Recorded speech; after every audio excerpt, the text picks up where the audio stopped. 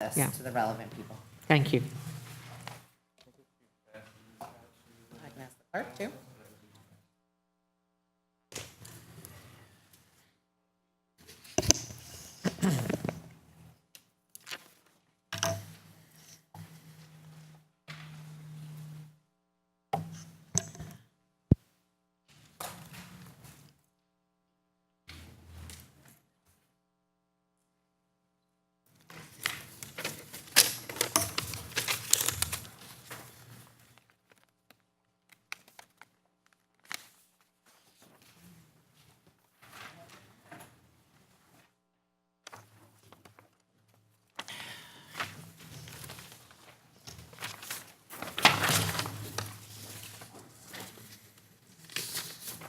Okay.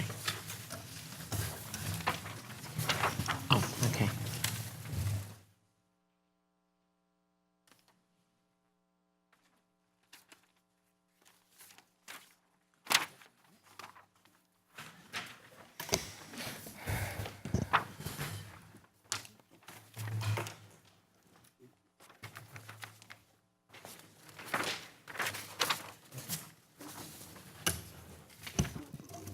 All right, thank you.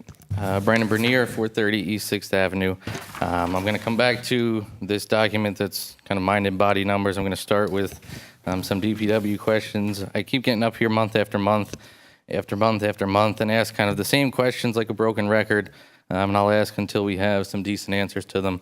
I've asked multiple times if anyone's run the numbers on our DPW as far as garbage collection is concerned, on whether we're making money or spending more money than we were when we were contracting out to a private entity to collect our garbage.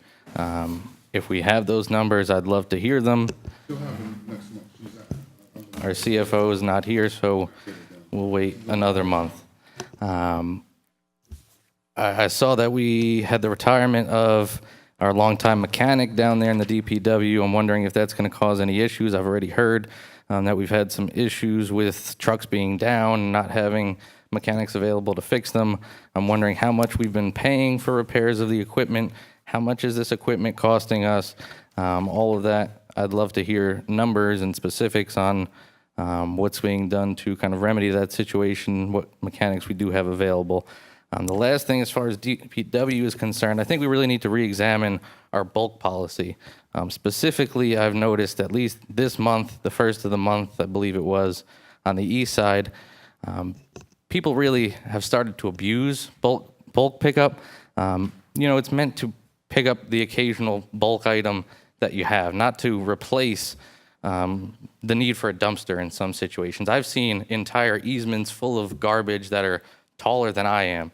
I don't see any way our DPW should be tasked with, on one day of the month, picking that much stuff up. So I don't know if there's some way of limiting or if we have a limit in an ordinance already.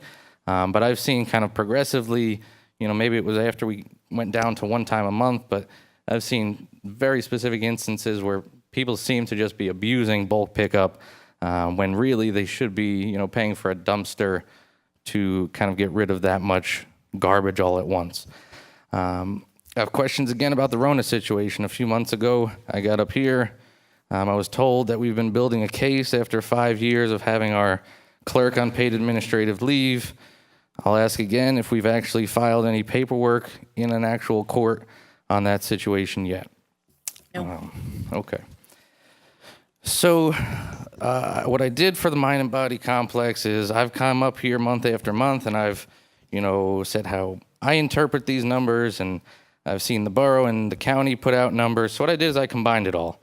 On the left side of this document, you're going to see the same exact numbers, including the revenues, the supposed new revenues projected out for the 30 years of this lease. Mayor, may I have an extra 3 minutes? Yeah. I've included all those revenues. What I also have is really all the information you could possibly want on this project, on the borough, the existing taxes needed for the school, the existing borough budget, the school budget, and really what it comes down to is looking at the actual tax impact that the Mind and Body Complex is going to cause.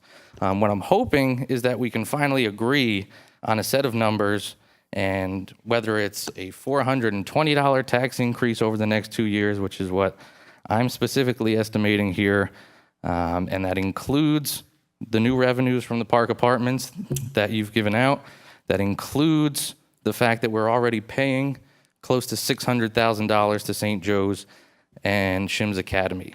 So that's $420 in addition over the next 2 years on top of those numbers. And if you look at how this is projected out over the next 30 years, I've taken the last 8 years or so of data that we have. We have an average tax increase over the last 8 years. I project that out. You look at the rents on St. Joe's and Shim's, those increase 2% annually. I project that all the way out. And then I run the numbers. And what you see is in 2 years, an increase of $420 just to pay off the debt service to build the mind and body complex. On the far right, you'll notice I added a few columns with cost of operation. I ballpark it at $1 million to operate the mind and body complex. That number is completely out of thin air. And I think there should be two things we can agree with as far as cost of operation on this goes. Number one, it's going to be a number greater than zero. So the overall tax impact and tax increase is going to be more than the cost of just building the complex. In 2 years, when we have to operate the thing, whatever that number is, the cost of operation is going to be included in that tax increase. Number two, it's that the borough has yet to provide any estimates on what that number is going to be. So that's where I'm coming with my $1 million estimate. I've looked at other towns on what their recreation budgets are to run recreation centers. I think $1 million is probably lowballing it with the insurance on the pool, the building, the cost of utilities, maintenance. But that's just kind of a number I threw in there to see, with $1 million to operate that complex, over the next 2 years, you're looking at a $600 tax increase to the citizens of Roselle. So what I'm hoping is we can at least agree on that. And then if, this council believes that a $600 tax increase is worth this project, then we can have that discussion. And we can ask the citizens of Roselle, do you agree that this project is worth this tax increase? But what I don't want is to continue this back and forth where we say we're paying $1 million on these rents currently, because that's just a lie. Hopefully we can at least look at real numbers and agree on real numbers and then have a conversation about whether it's, sustainable and affordable for the citizens of this borough. Thank you. Thank you.